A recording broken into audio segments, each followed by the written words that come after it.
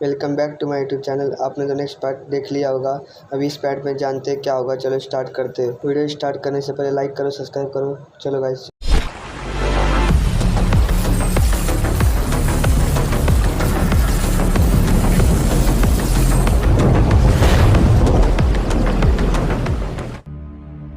करण कुलपति जी की शर्त वाली बात सुनकर बिना कुछ बोले अपने कमरे में लौट आया था। वो किसी भी हाल में केशव की असलियत अपने बाबा को नहीं बताना चाहता था, इसीलिए अपने बाबा के रोकने पर भी नहीं रुका। उसके मन में दो बातें चल रही थी। पहली बात ये कि वो अगर केशव की बात कुलपति जी से कहता है तो बहुत बड़ी गलती हो जाएगी, और दूसरी बात ये कि उसे किसी भी तरह केशव को कुलपति जी ने कहां भेजा है इस बात का पता लगाना था। वो अपने कमरे में जाकर सोचते सोचते इधर उधर चक्कर काट रहा था। उधर एक तरफ केशव के पिता भी अपने कमरे में गुस्से में प्रताप के आने का इंतजार कर रहे थे। वो भी अपने कमरे में खिड़की के पास गुस्से में लाल होकर बैठे थे। प्रताप ने पूरे औषधालय को जलाकर राख कर दिया था, लेकिन करण फिर भी जिंदा बच गया था। प्रताप की गलती की वजह से पूरे प्लान पर पानी फिर गया था। केशव के पिता सबके सामने प्रताप से कुछ नहीं कह पाए थे, लेकिन अभी भी वो आग बबूला होकर गुस्से में प्रताप का इंतजार कर रहे थे। वो खिड़की से बाहर की ओर झांक रहे थे कि तभी उन्हें कमरे के दरवाजे की आवाज सुनाई दी। दरवाजे की आवाज सुनकर उन्हें पता लग गया था कि प्रताप आ चुका है, लेकिन जैसे ही उन्होंने पीछे मुड़कर देखा तो वो अचानक चौंक उठे। उन्होंने समझा था कि प्रताप उनके कमरे में आया है, लेकिन उन्होंने जब दरवाजे पर देखा तो उन्हें अपनी आंखों के सामने करण दिखाई दिया। उन्होंने कभी यह अनुमान नहीं लगाया था कि करण भी उनके कमरे में आ सकता है, लेकिन इस बार करण उनके कमरे में आया हुआ था। करण को दरवाजे पर खड़ा देखकर केशव के पिता तुरंत दौड़ते हुए उसके पास आए और करण से कहा, तुम यहाँ किस लिए आए हो? यहाँ औषधालय को जलाकर तुम्हें चैन नहीं मिला क्या, जो अब यहाँ आए हो? केशव के पिता की कड़वी बात सुनकर करण का मुंह उतर गया था।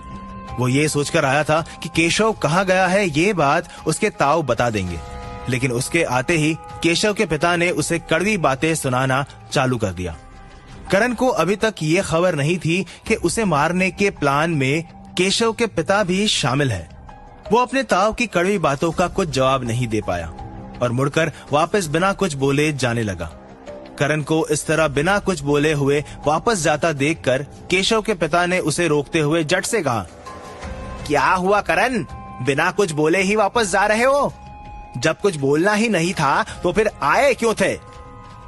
अपने ताऊ की बात सुनकर करण ने थोड़े गुस्से में अपनी चुप्पी तोड़ते हुए कहा, पहली बात तो ये कि मैंने औषधालय में आग नहीं लगाई है, इसीलिए इस तरह झूठा इल्जाम आप मुझ पर लगाना बंद कीजिए।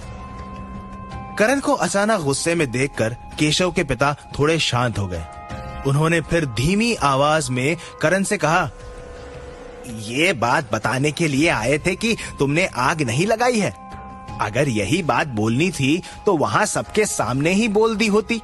वहां तो तुम भीगी बिल्ली की तरह चुपचाप खड़े रहे। अपने ताऊ की बातें सुनकर करण का खराब मूड और खराब हो गया था। वो ये सोचकर अपने ताऊ के पास आया था कि केशव की पूरी जानकारी उसे उसके ताऊ दे देंगे, लेकिन उसके आते ही उसका सारा मूड उसके ताऊ ने खराब कर दिया था। करण ने फिर गुस्से में आकर अपने ताऊ से कहा, मैं यहाँ सिर्फ केशव का पता पूछने के लिए आया था। वो कहाँ गया हुआ है और क्यों गया हुआ है, यही बात जानने के लिए मैं आपके पास आया था। अगर आपको उसकी जानकारी हो तो मुझे बता दीजिए ताकि मैं यहाँ से जा सकूं। करण के मुंह से केशव की बात सुनकर केशव के पिता को बहुत हैरानी हुई कि पता नहीं केशव अभी कहां तक पहुंचा होगा और किस हाल में होगा। फिर वो ये सोचने लगा कि अगर उन्होंने करण को केशव के बारे में बता दिया तो करण भी केशव के पीछे डाकू भैरव सिंह के अड्डे पर पहुंच जाएगा, और अगर करण वहां चला गया और कुछ भी कर दिया तो केशव की जगह करण की वाहवाही हो जाएगी और लोग सोचेंगे कि डाकू भैरव सिंह को केशव अकेला हरा ना सका, इसीलिए करण की मदद उसे लेनी पड़ी। यही सोचते हुए उन्होंने गुस्से में करण से कहा, ये बात तुम मुझसे क्यों पूछने आए हो? अपने बाबा से ही पूछ लिया होता, वही बता देते कि केशव कहाँ गया हुआ है। मुझे तो कुछ नहीं पता है। कुलपति जी ने ही केशव को भेजा है, और वैसे भी तुम जानकर क्या करोगे? तुम बस बनी बनाई चीजों को उजाड़ने में लगे रहो। केशव के पिता की अकड़ देखकर और उनकी कड़वी बातें सुनकर करण को भी गुस्सा आ गया। उसने गुस्से में आकर अपने ताऊ से कहा, हाँ ठीक है, मत बताओ आप, मैं खुद ही पता कर लूंगा, और मैंने कोई भी बनी बनाई चीज नहीं उजाड़ी है, इसीलिए अब मुझसे ये। जितने लोग देख रहे हैं प्लीज़ लाइक कर देना, चाहे तो सब्सक्राइब कर देना और कमेंट कर देना जल्दी। आपने तो देखा भी क्या हो रहा है। चलो स्टार्ट करते हैं वीडियो को फिर से। बात दोबारा मत कहना कभी। इतना कहकर करण दरवाजे पर जोरदार मुक्का मारकर अपने कमरे में चला गया। करण को इस तरह गुस्से में देखकर केशव के पिता भी हैरान थे। वो भी सोच में पड़ गए थे कि पहले तो कभी करण ने ऐसा गुस्सा नहीं किया है, और ना ही कभी पहले उसने केशव के बारे में जानने की कोशिश की, लेकिन आज अचानक उसे क्या हुआ?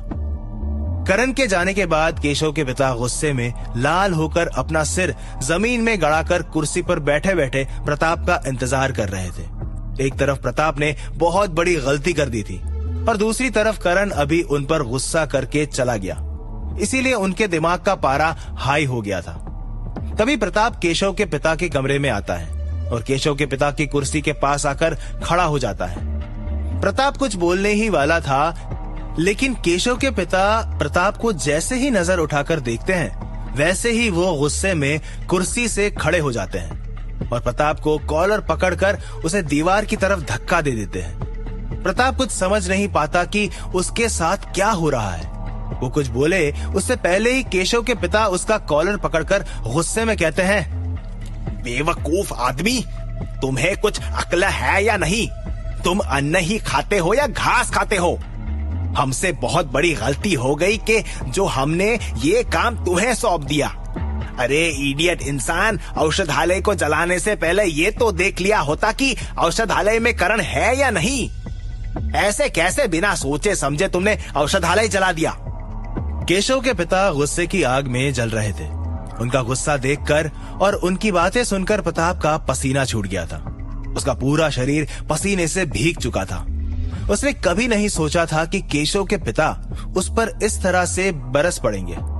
वो उनका ऐसा बिहेवियर देखकर कुछ नहीं बोल सका। वो चुपचाप बस उनकी कड़वी अनाप शनाप बातें सुन रहा था। केशव के पिता फिर प्रताप का कॉलर पकड़कर उसे धक्का देकर दूर कर देते हैं और उसे इस तरह खामोश खड़ा देखकर फिर से उस पर बरसते हुए कहते हैं, तुम्हारे मुंह में जबान है या नहीं? कुछ तो बोलो अब। क्या सोचकर मेरे पास आए हो तुम? तुम्हें अपने किए पर जरा सी भी शर्म नहीं आती क्या? प्रताप केशव के पिता का भयंकर गुस्सा देख रहा था। उसे कुछ सूझ नहीं रहा था कि वो ऐसी सिचुएशन में क्या बोले। डर से उसका पूरा शरीर कांप रहा था। फिर भी वो हिम्मत करके अपनी चुप्पी तोड़ते हुए गिड़गिड़ाकर कहता है, मालिक, मुझे माफ कर दीजिए। मैं जानता हूं कि मुझसे बहुत बड़ी गलती हो गई है, लेकिन मेरे आदमियों की वजह से ये गलती हुई है। उन्होंने करण को औषधालय में जाते हुए देख लिया था, लेकिन आते हुए नहीं देखा था, और औषधालय का दरवाजा भी खुला ही था। तो मुझे भी यही लगा कि करण अंदर ही है, और मैंने औषधालय में आग लगा दी।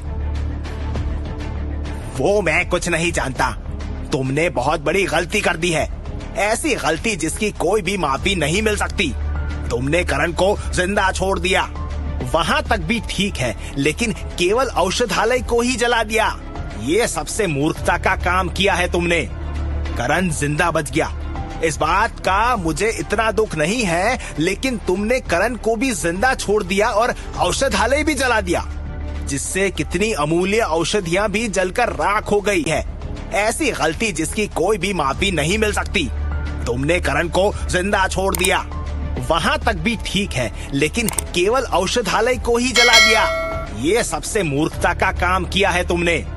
करण जिंदा बच गया, इस बात का मुझे इतना दुख नहीं है, लेकिन तुमने करण को भी जिंदा छोड़ दिया और औषधालय भी जला दिया, जिससे कितनी अमूल्य औषधियां भी जलकर राख हो गई, जिनकी मदद से हमें हमारी शक्तियां मिल सकती थी। अब इतनी सारी औषधियां कहां से लेकर आओगे? और केशव जब आएगा और उसे पता चलेगा कि तुमने ये गलती की है तो फिर सोच लो तुम्हारा क्या हाल होगा। केशव के पिता ने प्रताप को गुस्से में डांटते हुए कहा। केशव के पिता की गुस्से भरी सारी बातें सुनकर प्रताप का मन घबरा गया।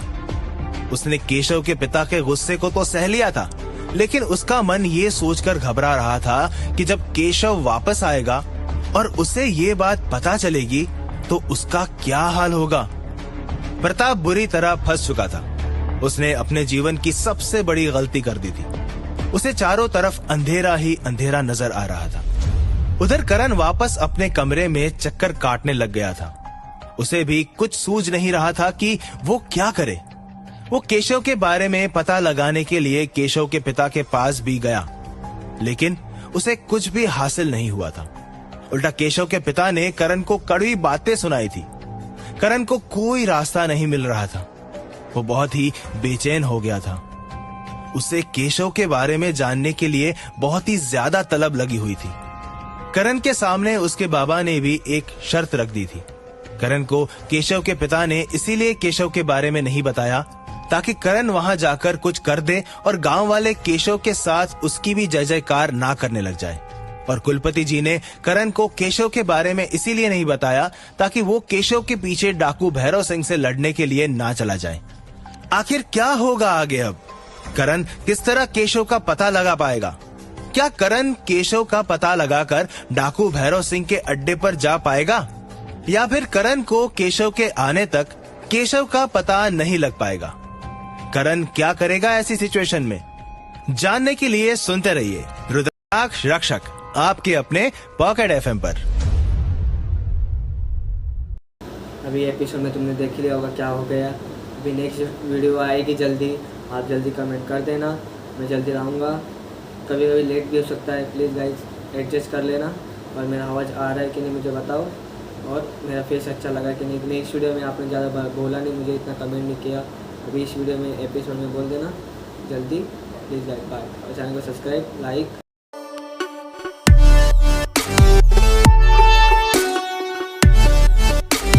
अगर हमारी ये वीडियो आपके लिए हेल्पफुल रही है तो हमारे चैनल को सब्सक्राइब कर लें और वीडियो को लाइक भी कर दें ताकि हमें इस जैसी और वीडियो बनाने के लिए मोटिवेशन मिल सके।